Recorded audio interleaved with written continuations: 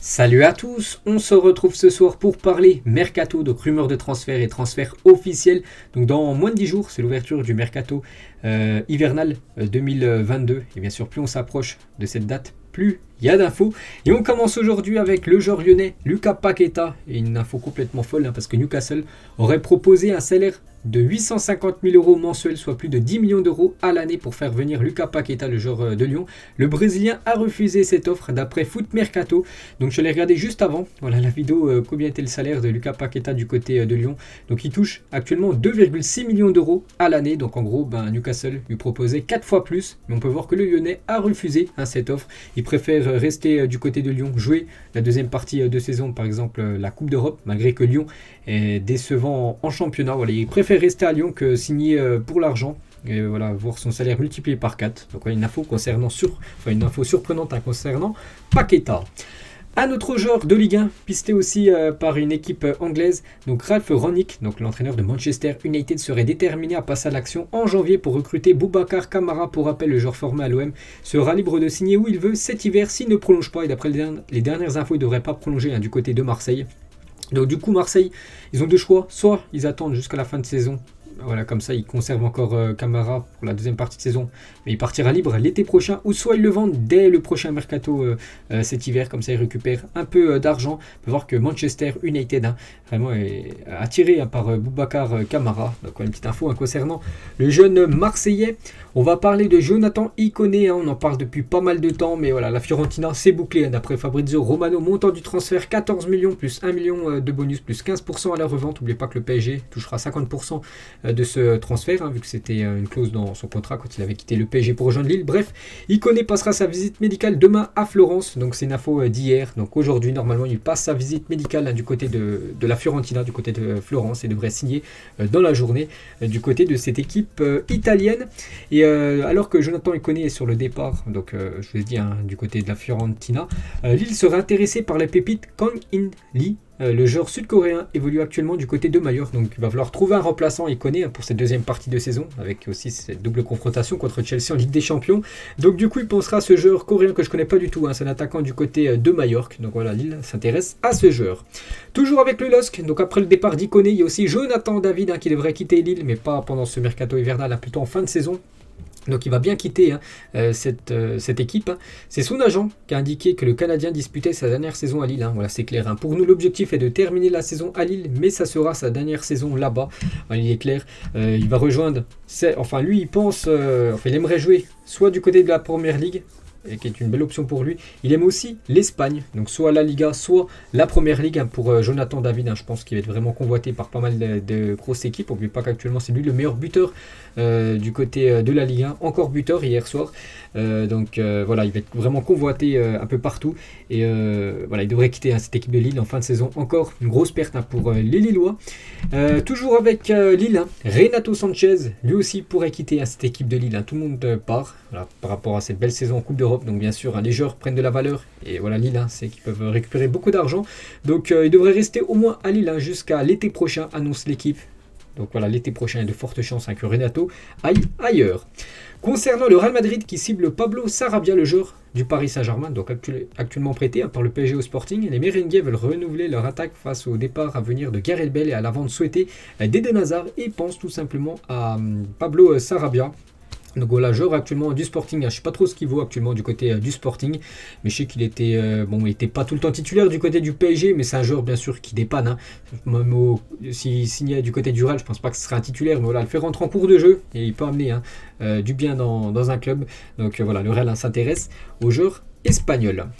Toujours avec le Real, on peut voir que l'entourage de Corentin Tolisso pense qu'il rejoindra le Real Madrid en tant qu'agent libre l'été prochain. Donc lui, il est en fin de contrat, en fin de saison, et on peut voir qu'il pourrait peut-être aller aussi du côté du Real Madrid. Corentin Tolisso en milieu de terrain. Il y a déjà pas mal de Français du côté du Real, c'est que le Real adore les Français. Donc pourquoi pas un autre Français de plus. Donc Corentin Tolisso, donc lui aussi, ce serait le même statut que Sarabia. Donc ce serait un joueur faire rentrer en cours de jeu, voilà, parce que le milieu de terrain, Modric, Kroos, Casemiro, il ne pourra pas changer la hiérarchie, bien sûr. Et voilà, peut-être le futur club de Corentin Tolisso, qui joue quand même très peu du côté du Bayern.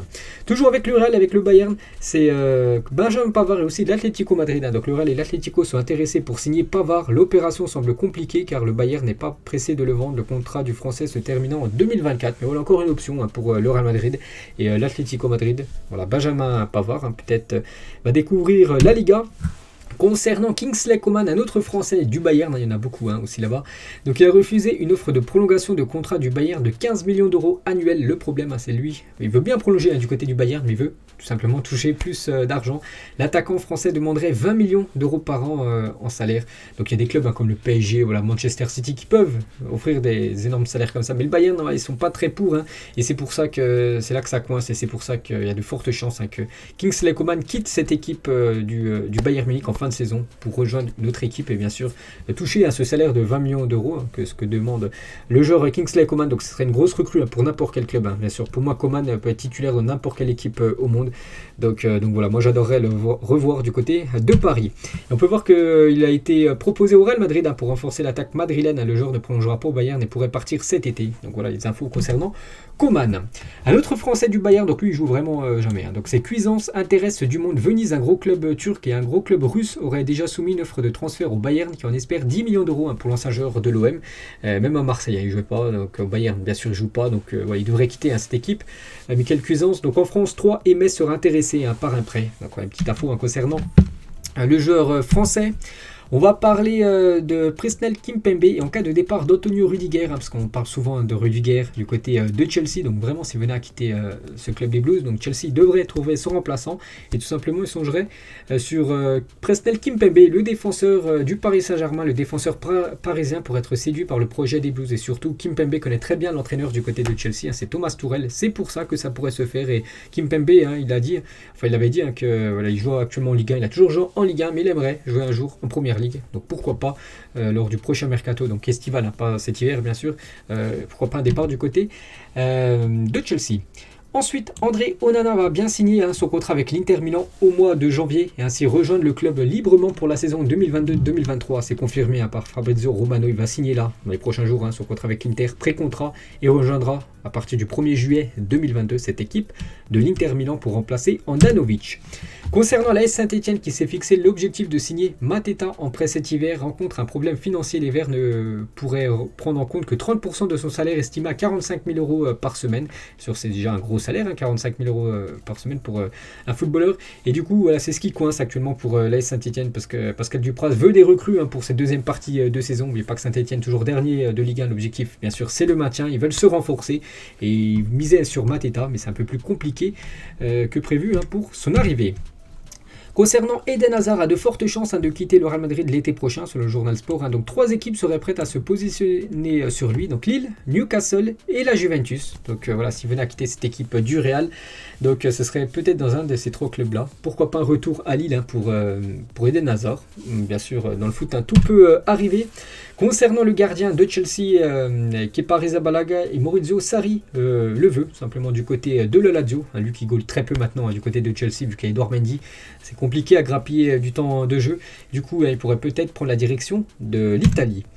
Toujours avec cette équipe de la Lazio, on peut voir que Milinkovic, Savic et Sarri ne s'entendraient plus. Voilà, le coach ne supporte pas le comportement de son milieu serbe. Je crois que c'est un serbe, Milinkovic, Savic. Donc la Juventus, le Real et Manchester United sont à l'affût. Vraiment, si ça venait à coincer l'entente entre... Enfin, c'est déjà très très chaud. Mais vraiment, s'il commence à être écarté, on peut voir qu'il y a des belles équipes. La Juve, le Real et Manchester qui s'intéressent au milieu serbe. Concernant 2 défenseurs gauche français, Kurzawa et Lucadine font partie des profils qui intéressent le Napoli. Mario Ruiz et Goulam ne donnent pas satisfaction au coach napolitain. Donc voilà une petite info concernant Kurzawa et Lucadine, digne du côté d'Everton. J'en avais parlé il y a quelques jours, c'est chaud aussi avec Rafa Benitez. Lui aussi, il pourrait être placé sur la liste des transferts et Kurzawa, jamais au Paris Saint-Germain. Donc voilà, 2 pistes pour cette équipe du Napoli.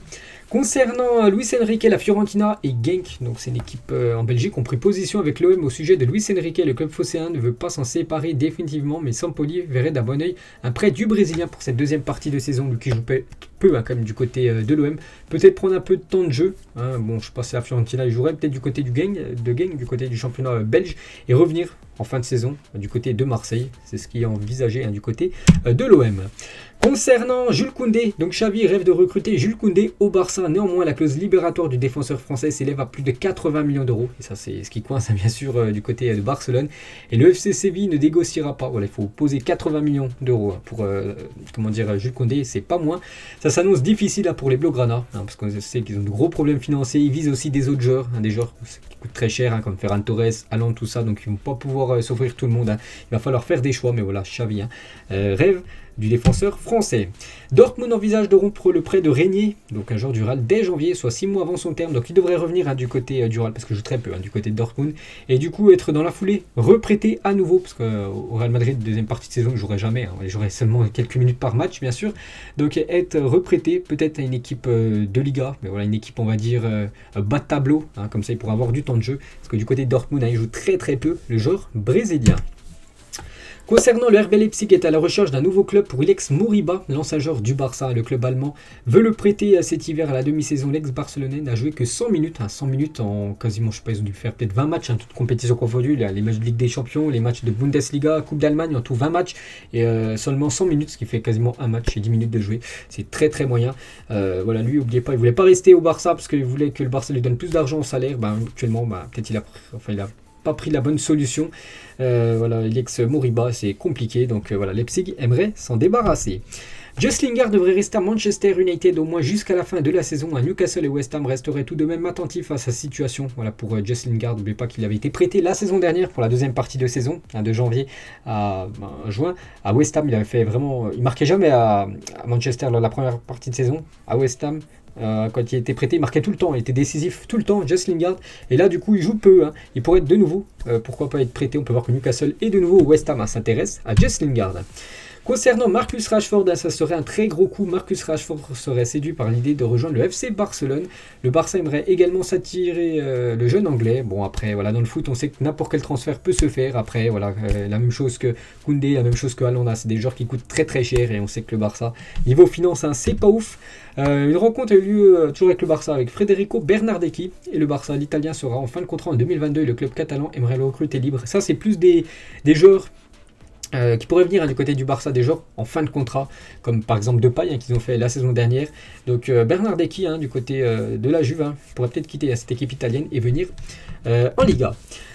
Concernant Christian Eriksen, des nouvelles de l'ancien joueur de l'Inter, parce qu'il appartient plus à l'Inter, parce qu'officiel Eriksen et l'Inter résilient leur contrat, parce que vous savez qu'il a un pacemaker, et en Italie, tu peux pas jouer avec un pacemaker. Ça a été mis après bien sûr son malaise qu'il a eu lors de l'Euro, et du coup, on peut voir que l'international danois s'entraîne depuis quelques semaines avec l'OB Odense, un de ses clubs formateurs au Danemark, et devrait certainement rejoindre cette équipe, parce que là au Danemark il peut jouer avec son pacemaker. Donc les dernières infos concernant Christian Eriksen. Une petite info concernant Lorenzo Insigne, qui actuellement le Covid, un bon rétablissement à lui. On peut voir que son agent, l'agent de Insigne, il a dit la proposition de Toronto, une expérience en MLS comme l'a tenté Alessandro Del Piero, pour être une possibilité. Nous verrons après le 2 janvier. Donc voilà, lui ça fait longtemps comme qu'il est du côté de Naples, et son agent dit que pourquoi pas une aventure en MLS pour Lorenzo Insigne. Donc voilà, une petite info concernant l'Italien qui est très bon du côté de Naples. Je sais qu'il touche un tout petit salaire du côté de Naples. Et je sais pas, en rejoignant la première ligue, il pourrait toucher peut-être son salaire multiplié par au moins 5 voire 6 Insigne. Mais bon, il a toujours resté quasiment fidèle à cette équipe de Naples, on peut voir. Et la MLS lui tend les bras. Manchester United et Arsenal sont deux nouveaux prétendants pour Dusan Vlahovic, l'attaquant serbe, je crois qu'il est serbe, oui c'est ça, donc l'attaquant serbe de l'équipe de la Fiorentina. Donc les Gunners de leur côté seraient prêts à offrir 80 millions d'euros pour l'attaquant serbe qui quittera de toute façon la Fiorentina, que ça soit cet hiver ou en fin de saison, parce qu'en fin de saison il est en fin de contrat. Je pense que la Fiorentina va préférer même le vendre dès cet hiver, récupérer de l'argent. Et bon, ce sera un gros manque pour la Fiorentina, parce qu'actuellement c'est lui le meilleur buteur de la Fiorentina, il est même meilleur buteur du championnat italien.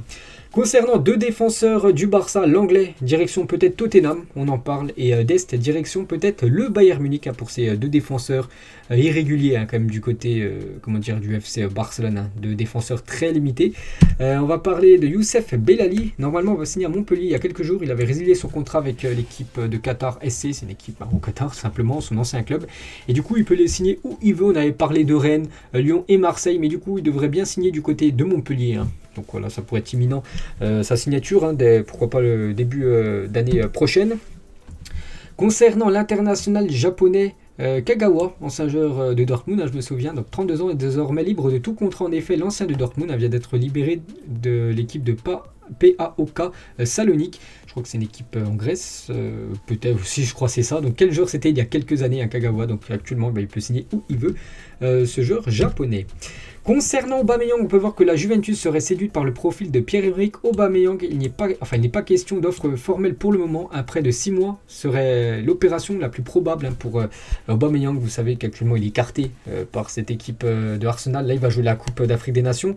Et avant cette CAN, ou pendant la CAN, il pourrait être transféré du côté de la Juventus, que la Juve aimerait avoir en prêt Aubameyang, qui ne joue plus actuellement du côté des Gunners. Concernant l'ancien lyonnais Lucas Touzard, intéresse l'AS Roma. Le Hertha Berlin ne devrait pas le laisser partir à moins de 12 millions d'euros. Je me souviens que le Hertha Berlin l'avait acheté quand même très très cher à l'époque du côté de Lyon. Et on peut voir qu'il pourrait déjà quitter cette équipe de Berlin pour rejoindre l'équipe de l'AS Roma. Petite info aussi concernant l'ancien lyonnais, c'est Clément Grenier. 3 est très intéressé pour signer. Clément Grenier, actuellement libre de tout contrat. Il n'a pas de contrat, donc il peut signer où il veut. Et 3 aimerait l'avoir. Concernant l'AS Monaco, serait sur le point de recruter le prometteur latéral droit brésilien Vanderson. Je connais pas du tout, il joue du côté du Brésil, donc c'est un latéral droit, il est brésilien, il s'appelle Vanderson, et l'AS Monaco serait sur le point de le recruter. Amadou Haidara, la priorité du mercato hivernal du côté de Manchester United. C'est Ralph Rangnick qui veut le défenseur guinéen. Je crois que c'est un défenseur de la Guinée. Il pourrait venir du côté de Manchester lors du prochain mercato. Concernant Mathys de Ligt, donc les destinations possibles de Mathys de Ligt, selon Mino Raiola, il avait fait une petite déclaration il y a quelques jours, il a dit, donc soit les clubs en Angleterre, donc les gros clubs bien sûr de Première Ligue, donc un club du Big Six, soit le Barça, soit le Real, soit le PSG. Voilà, ça sera soit un des trois, ou soit en Angleterre, le futur club de Mathys de Ligt qui devrait, d'après Mino Raiola, quitter cette équipe de la Juventus en fin de saison. Concernant Martial, il veut partir de Manchester United. Le FC Séville sera l'une des options préférées de l'attaquant des Red Devils. Pas d'accord complet pour le moment, son salaire pose toujours problème, vu qu'il touche un gros salaire du côté de Manchester, et à Séville ils ne peuvent pas lui offrir le même salaire qu'il touche du côté de Manchester. C'est ce qui coince actuellement, mais lui il avait dit, même son agent il avait dit qu'il veut absolument quitter cette équipe des Red Devils dès le prochain mercato en hiver. Concernant le Barça, le Barça veut tenter de faire revenir Marc Bartra pour renforcer sa défense centrale. Des contacts ont déjà été établis, on a parlé de Dest et l'anglais qui pourrait quitter cette équipe du Barça. Du coup il faudrait trouver des remplaçants, et Bartra pourrait être un remplaçant du côté de Barcelone. Quelques infos transferts officiels. Donc officiel, Patrick Berg s'engage jusqu'en juin 2026 du côté de Lens. Donc c'est un joueur norvégien. J'en avais parlé je crois la semaine dernière lors du dernier épisode, et c'est bien officiel. Il rejoint cette équipe de Lens. Concernant Manolas, retourne à l'Olympiakos cette année. Après son départ pour l'AS Roma, Manolas retourne à l'Olympiakos. La transaction entrera en vigueur avec l'ouverture du marché de janvier 2022. Donc Naples, son dernier club, va récupérer 3 millions d'euros dans ce transfert. Concernant l'ancien joueur du Bayern, de plus de 267 matchs, c'est Rafinha, 36 ans, s'engage libre avec l'équipe de Sao Paulo au Brésil. Donc voilà, c'est quasiment, je pense, son dernier club, parce qu'à 36 ans, je pense pas encore qu'il va jouer longtemps au football. Voilà, il va tenter l'aventure Sao Paulo au Brésil. Un autre Brésilien, c'est Paulinho, 33 ans. Vous vous souvenez, il avait joué à l'époque du côté du Barça. Il s'engage pour 2 ans avec les Corinthians, donc la même chose, une équipe brésilienne. Et pour finir, c'est une petite info concernant un entraîneur. Et c'est officiel, c'est Diego Alonso, ancien entraîneur de l'Inter Miami, a été nommé sélectionneur de l'Uruguay, parce que l'ancien coach de l'Uruguay, vous vous souvenez, a été licencié à cause des mauvais résultats de l'Uruguay lors des éliminatoires de cette future Coupe du Monde. Du coup, c'est lui maintenant le nouveau coach de cette équipe de l'Uruguay. Donc voilà les gars, la fin de cet épisode consacré au transfert. On se retrouve semaine prochaine pour le prochain épisode. Ciao à tous.